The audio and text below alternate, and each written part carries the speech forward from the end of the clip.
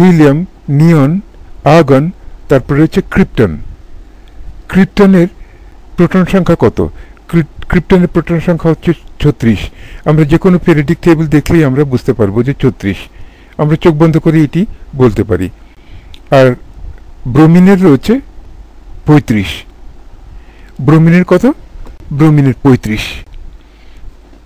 আর আয়োডিনের proton সংখ্যা কত হবে?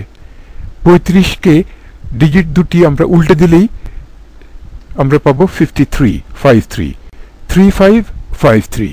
তাহলে 53 হবে আয়োডিনের প্রোটন সংখ্যা। তাহলে আমরা জেনে গেলাম যে ফ্লোরিন, ক্লোরিন, ব্রোমিন, আয়োডিন।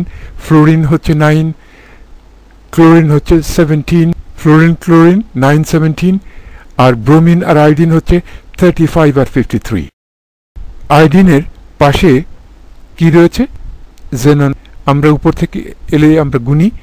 প্রথমে 1 নম্বর হলো হিলিয়াম, তারপরে 2 নম্বর হলো নিয়ন, হিলিয়াম, নিয়ন, আর্গন, ক্রিপ্টন, জেনন, রেডন।